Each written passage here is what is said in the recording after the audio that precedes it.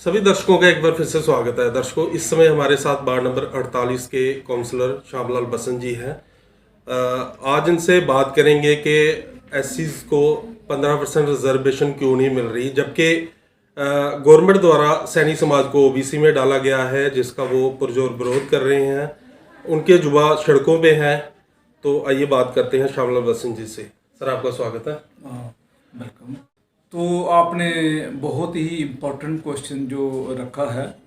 पहली बात यह कि जब से 5 अगस्त 2019 को हमारी जो यूटी बनी थी, तो तब से लेकर हमारा यूँ ही कॉन्स्टिट्यूशन राइट से वो एक्सटेंड होते हैं जेके यूटी के अंदर, और वहाँ सेंटर की जो हमारी रिजर्वेशन है एससी के लिए वो 15% है। 15% हमारी रिजर्वेशन जम्मू कश्मीर के अंदर लागू होनी चाहिए थी, जो कि आज तक नहीं कर पाए हैं। 15% तो दूर की बात, जो हमारी पहले 8% है उसी को इन्होंने स्नैच करने का पूरा काम किया है। जैसे अगर रिक्रूटमेंट की बात करें, 13 पॉइंट रोस्टर लागू कर दिया है।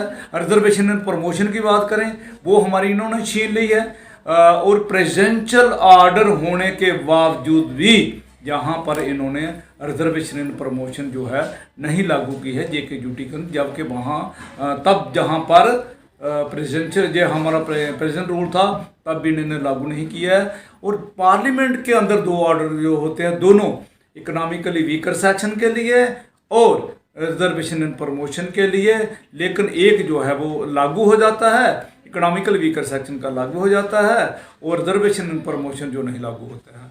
कॉन्स्टिट्यूशन अमेंडमेंट करके इन्होंने कॉन्स्टिट्यूशन ऑफ इंडिया की अमेंडमेंट नंबर 103 उसको लेकर कि हमने इकोनॉमिकली वीकर सेक्शन को, अपर कास्ट को 10% रिजर्वेशन देनी है, इन्होंने दे दी। उसके बाद वो कोर्ट में चैलेंज होती है।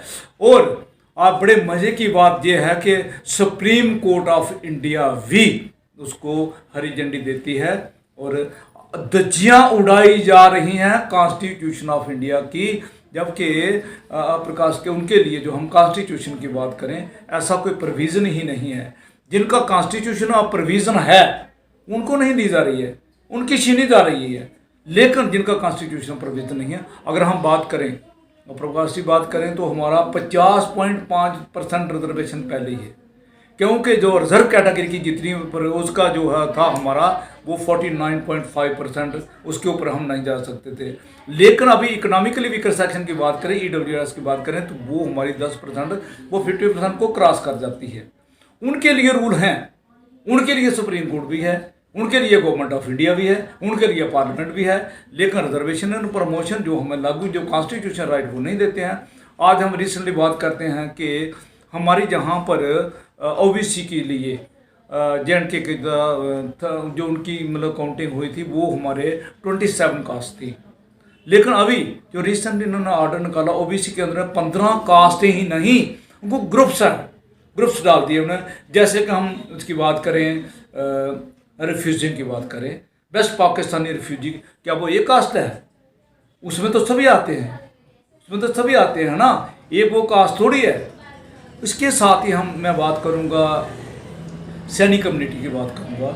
उन्होंने जो उनकी राजपूत सभा है, उनकी जो सैनी राजपूत सभा है, उन्होंने क्लियर कट कहा है कि हम ओबीसी में नहीं आते हैं। आप हमारे साथ डिस्क्रिमिनेट, आप हमारे पर थोप क्यों रहे हो? हम ओबीसी नहीं हैं, हम राजपूत हैं। उन्होंने जो मेमोरेंडम है, डिविजनल कमिश्नर जम्मू को अपना मेमोरेंडम सौंपा है कि हम ओबीसी में हैं, लिहाजा हमें ओबीसी नहीं डाला जाए।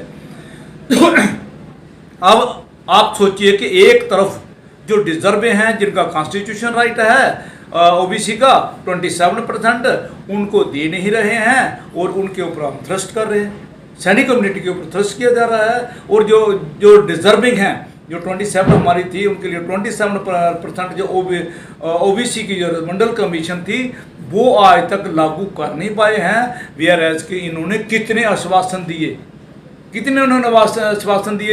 जब इन्होंने ड्यूटी बनाई थी, इन्होंने हर पेज के ऊपर लिखा होता था एससी के लिए ये करेंगे, ओबीसी के लिए ये करेंगे, एसटी के लिए ये करेंगे। आज हम देखते हैं वो जो एससी की रिजर्वेशन है वो छीनी जा रही है, एसटी की जो है डिल्यूट की जा रही है। वहाँ पर इन्होंने पहाड़ी स्पीकिंग जो लोग हैं उनको डाला गया बीच में। क्या वो कोई कास्ट है? क्या कॉन्स्टिट्यूशन राइट है उनका? क्या आरबी की बात करें, चाहे हम एएलसी की बात करें, पहाड़ी स्पीकिंग ईडब्ल्यू तो सारे का सारा जो है बेनिफिट कौन ले रहा है? एससी को तो डिवार किया जा रहा है ना, जो बेनिफिट जा वो सीधा सीधा अपर कास्ट को जा रहा है। ये रिजर्वेशन थोड़ी है, ये एक रिप्रेजेंटेशन थी कि हर कम्युनिटी की, जहाँ हर, चाहे वो सर्विस क्लास की बात हो, चाहे पॉलिटिक्स की बात करें, हर कास्ट की रिप्रेजेंटेशन होनी चाहिए वहाँ पर।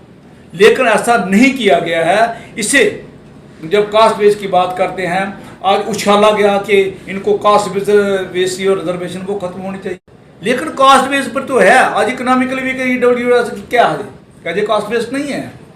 हम चाहते हैं कि इस देश के अंदर, जैसे हम फॉरेन में हम देखते हैं, ऐसी मिसाल दुनिया में कहीं नहीं मिलेगी। जो कास्ट सिस्टम इस देश के अंदर है, जो वर्ण व्यवस्था इस देश के अंदर है, वो आपको किसी भी मुल्क में नहीं मिलेगी। हम चाहेंगे कर दो रिजर्वेशन बंद कर दो, लेकिन कास्टलेस सोसाइटी होनी चाहिए। सर, अगर बात करें पॉलिटिकल पार्टीज़ की, तो एससी का वोट लेने तो सभी आते हैं, लेकिन जब एससी को उनके हक नहीं मिलते तो कोई भी पार्टी उस पर बात नहीं करती। खास करके वो पार्टीज भी जो एससी पे अपनी सारी पॉलिटिक्स करती है, वो भी इन पे नहीं बात करती है। तो इस पे आप क्या कहेंगे? देखो, बड़ा खूबसूरत आपने क्वेश्चन किया। ये एससी को हमेशा हर पॉलिटिकल पार्टी ने वोट बैंक समझा है, वोट बैंक समझा है। आज आप देखेंगे हमारे लोगों को, क्या आपने कभी अपर कास्ट का कोई सेल देखा है? क्या उनका सेल बने हैं? क्या उनके मोर्चे बने हैं? और यहाँ पॉलिटिकल पार्टी ने हमारे मोर्चे बना रखे हैं, हमारे सेल्स बना रखे हैं। ये एससी सेल है, ये ओबीसी सेल है, ये ओबीसी मोर्चा, अनुसूचित मोर्चा है, ओबीसी मोर्चा, ये बना रखे हैं ना। लेकिन हम कहेंगे क्या वो एससी की बात कर रहे हैं? क्या वो ओबीसी की बात कर रहे हैं? क्या वो 27% मंडल कमीशन की बात कर रहे हैं? क्या वो 15% की बात कर रहे हैं? नहीं कर सकते हैं। क्यों? उन्होंने जो उनके आका बैठे हैं वो उनके मुताबिक बात करेंगे। आज मैं बात करूंगा, आपको मिसाल दूंगा छोटी सी। 84 हमारे मेंबर पार्लियामेंट बनते हैं रिजर्व सीटों से, शेड्यूल कास्ट की रिजर्व सीटों से हमारे 84 मेंबर ऑफ पार्लियामेंट बनते हैं, और 44 बनते हैं एसटी के। मुझे बताओ, किसी की हिम्मत है पार्लियामेंट के अंदर खड़े होकर बोल दे कि हमारी कास्ट में हमें रिजर्वेशन नहीं मिल रही है, हमारे साथ डिस्क्रिमिनेशन हुई? बोल सकता कोई? किसी में हिम्मत नहीं है। मिसाल दूंगा हाथरस की। हाथरस का मेंबर पार्लियामेंट, वहाँ का एमएलए, वहाँ का हमारी बेटी मनीषा की बात करूँगा। मनीषा की जवान काटी जाती है, गर्दन मरोड़ी जाती है, कमर तोड़ी जाती है, रात को 2 बजे उसका संस्कार किया जाता है। बताओ, क्या मेंबर पार्लियामेंट गया उसे मिलने के लिए? क्या उसकी हिमायत में बोला? सर, नहीं बोला। एट्रोसिटीज की बात की है, यहाँ पे भी लगातार एट्रोसिटीज बढ़ रही हैं, इस पे आप क्या कहें? देखो, जेके ड्यूटी के अंदर जब से, जहाँ पर जेके ड्यूटी जब से बनी है, जहाँ पर SC ST OBC के ऊपर अत्याचार बढ़े हैं बहुत ज़्यादा। खास करके एससी पे काफ़ी मामले हो जाते हैं। ऐसी के बहुत मामले मैं बताऊंगा आपके सामने आए हैं। जितनी भी जहाँ पर FIRs जो है SC ST prevention of atrocity act के तहत जो लगनी चाहिए थी, इतनी FIRs नहीं लगी हैं। मैं कहता हूँ कि देखो, हर किसी को रिस्पेक्टफुली जीने का हक है, हर देशवासी को रिस्पेक्टफुली, लेकिन रिस्पेक्ट की नज़र से नहीं देखा जाता है। आज हम जब पूरे देश के ऊपर हम नज़र डालते हैं, पिछले दिन आपने देखा इंद्र मेघवाल की किस तरह निर्मम हत्या की गई कि उसने मटके से पानी पी लिया। मुझे बताओ, दुनिया में आपको कहीं ऐसी मिसाल मिलेगी? वहीं पर हमारा जितेंद्र मेघवाल, उसका मतलब जो उसने मूछें रखी थी, गोली मार दी गई। वहीं पर उसी स्टेट में हमारा लड़का है, वो घोड़ा पालता है घुड़सवारी के लिए, उसे गोली मार दी जाती है।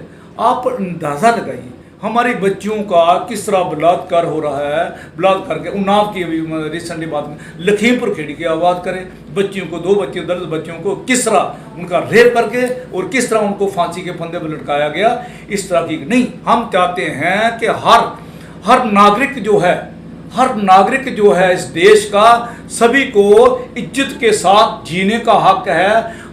जो हमारा कॉन्स्टिट्यूशन ऑफ इंडिया जो बताता है, जो हमें राइट्स देता है, वो सभी को बराबर राइट्स होने चाहिए। वेयरएज के डिस्क्रिमिनेशन इस देश के अंदर कभी आपको मिसाल नहीं जो डिस्क्रिमिनेशन जहाँ पर देश के अंदर है। सर, अगर बात करें रिजर्व कैटेगरी एम्प्लॉइज़ की, जो कश्मीर में रिजर्व कैटेगरी एम्प्लॉइज़ थे, वो पिछले 3-4 महीनों से या उससे भी ज़्यादा देर से धरने पे बैठे हुए हैं।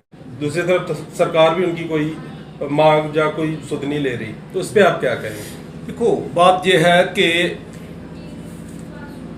15-15 साल से भी लोग वहाँ पर सर्व कर रहे थे। ये हमारे ऑल के रिजर्व कैटेगरी के कश्मीर बेस्ड जितने भी हमारे बच्चे जहाँ बच्ची यहाँ पर बैठी हुई अम्बेडकर चौक के अंदर बैठी हुई हैं, 15 साल से वहाँ सर्व कर रहे थे। कभी किसी ने कोई गिला नहीं किया कि हमें जम्मू में पोस्टिंग कर दो, या कभी किसी ने किया। दीपक मेहरा की, सतेंद्र कौर की और हमारी रजनी वाला जी और हमारे कश्मीरी पंडित हमारे जिनकी जो सिलेक्टिव किलिंग जहाँ पर हुई है, टारगेट किलिंग वहाँ हुई है, उसी के बाद माइग्रेशन हुई। और ख़ास करके जब 31 मई को जब हमारी रजनी वाला जी का जब कत्ल होता है, वहाँ पर उनकी शहीदी होती है, उसके बाद जो एन मास जो हमारा जो मुलाजमा है वहाँ से निकला है। मुझे ये बताएं, मैं गवर्नमेंट से ये पूछना चाहूँगा कि कमेटियाँ किस लिए बनाई थी? कमेटी बनाई थी इन्होंने कि वो अपनी फाइंडिंग देगी, इनकी ट्रांसफ़र पॉलिसी के लिए क्या करना है, कोई रिपोर्ट नहीं आई। अभी गवर्नमेंट ने एक और कमेटी बना दी, हायर अफसर की सेक्रेटरी से एक और कमेटी बनाई है, मुझे बताया उसकी फाइंडिंग नहीं आई है। जब तक फाइंडिंग ही नहीं आई है तो आज गवर्नमेंट जो है वो उसकी जो हाजिरी के लिए, उनकी तनख्वाह के लिए उसने ऑर्डर कर दिया है। आज आप देखें फ्रंट पेज की न्यूज़ है, डेली सेंस की देखें, इन सभी को ये जवाबदेह हैं, ये सभी जवाबदेह हैं कि इनके में जो इनसे पूछा जाए कि कब से जो एब्सेंट हैं। और इनकी सैलरी के लिए मैं चाहता सबसे पहले इनकी सैलरी रिलीज़ होनी चाहिए थी। सैलरी के बगैर देखो, मौत के आगे कौन जाएगा? पहले जान जरूरी है या नौकरी जरूरी है? हम चाहते हैं कि इनका ऐसा माहौल, जब तक वहाँ पर माहौल ठीक नहीं होता तो इनकी ट्रांसफरेंस जम्मू में होम टाउन में होनी चाहिए थी। इनकी सबसे, जैसे वो अम्बेडकर चौक, इनकी सबसे यूटिलाइज की जानी चाहिए थी, जो कि नहीं की जा रही हैं। और मैं ये कहूँगा कि ये ह्यूमन राइट्स की वायलेशन है। एक तरफ तो माहौल वहाँ पर जो कश्मीर के अंदर जो माहौल है, टारगेट के लिए अभी भी क्या वहाँ पर माहौल क्या गवर्नमेंट ये दिखाना चाहती है, वहाँ पर बहुत अच्छा माहौल है टारगेट के लिए बावजूद भी। अभी इनकी कौन सुध लेगा? मुझे कौन इसकी रिस्पॉन्सिबिलिटी लेगा कि इनके लिए वहाँ पर सिक्योरिटी पूरी है? कौन इसकी रिस्पॉन्स नहीं लेगा कोई। ये तो मौत के मुंह में धकेलने वाली बात कर रहे हैं इन्हें। मुझे गवर्नमेंट, मेरी अपील है कि आने वाले एलजी साहब से कि जब तक कमेटी की फाइंडिंग नहीं आती है, इनकी सैलरी रिलीज होनी चाहिए और इनकी ट्रांसफ़र पॉलिसी बननी चाहिए। मेरी अपील है कि आने वाले एलजी साहब से, क्योंकि ये जो हमारे बच्चियाँ वहाँ पर जो अम्बेडकर चौक में जिन्होंने पिछले 5 महीने से भी ज़्यादा हो गया है, वहाँ पर धूप में गर्मी में वहाँ पर बैठे हुए हैं, तो इनकी भी सुध लें और इनकी भी ट्रांसफ़र पॉलिसी बनाई जाए, ताकि ये भी बच्चे हमारे फर्दर सफ़र न करें। अभी तलवार लटकेगी उनके सर के ऊपर, क्या करेंगे वो? जिस तरह का ऑर्डर कर दिया गवर्नमेंट ने, ऑर्डर कर दिया है, मतलब जो इनका पंची का जो हमारी हाजिरी, इनकी हाजिरी का या सैलरी का, जब तक ये वहाँ पर हाजिर नहीं होंगे, इनकी सैलरी जो है वो नहीं रिलीज होगी। मुझे बताओ क्या करेंगे, कैसे वहाँ पर जाएंगे? क्या इनके लिए सिक्योरिटी का वहाँ पर माहौल है? मेरी आने वाले एलजी साहब से मेरी अपील रहेगी कि इन्हें कम से कम जो कमेटी नहीं बनी है उनकी फाइंडिंग आने तक ट्रांसफ़र पॉलिसी बनाई जाए, ताकि इनको होम टाउन में उनकी ट्रांसफरिंग हो सकी, जब तक माहौल वहाँ पर ठीक नहीं होता। सर, अगर एससीज को उनके राइट्स जैसे 15% रिजर्वेशन अगर और अन्य मुद्दे हैं उनको अगर पूरा नहीं किया गया, तो क्या आने वाले दिनों में कोई बड़ी एजिटेशन देखी जाएगी एससी द्वारा? बिल्कुल, ये एससी की भी होगी, एसटी की होगी, ओबीसी की भी होगी, क्योंकि आज आप देख रहे हैं कि ओबीसी समाज भी रोडों पर है। आज इतनी अराजकता मतलब हो गई है जेके ड्यूटी के अंदर, आप हाहाकार आप देखेंगे। अगर हमारे जो डेली वेजर्स हैं उनकी मतलब आप हालत देखें। आज इंडस्ट्रीज की भी आप अगर देखेंगे, जो हमारे अलायंस वगैरह जहाँ पर उनके स्टोर खुल रहे हैं, आने वाले टाइम के जो छोटे छोटे हमारे दुकानदार में उनकी भी क्या हालत होगी, बिजनेस का क्या हाल होगा। और ख़ास करके जो हमारे जो जवान हमारे डेली वेजर्स हैं, डेली रिटर्न हैं, उनका जो हालत है 26 साल जहाँ सर्व करके बगैर पेंशन के, बगैर किसी मदद के आज वो मुलाजम घर जा रहे हैं। मुझे बताओ, उनके जिनके छोटे छोटे जिनके बच्चे हैं, उनकी एजुकेशन का खर्चा, उन्हें जिन्हें नया पैसा भी नहीं दे पाई सरकार, उनके लिए क्या है? कम से कम जो उनके लिए मिनिमम हमने कहा था जब तक इनकी रेगुलाइजेशन नहीं होती है मिनिमम जो वेज एक्ट है 600 रुपये उनकी पर डे जो है वो इनकी वो ऑनरेडी उनका होना चाहिए ताकि ज़िंदगी का ये भी जीवन यापन जो है वो कर सके। ये थे वार्ड नंबर 48 के काउंसलर शामलाल बसंत जी, जिनका साफ कहना है कि अगर उनके समाज की मांगें पूरी नहीं की गई तो एक बड़ा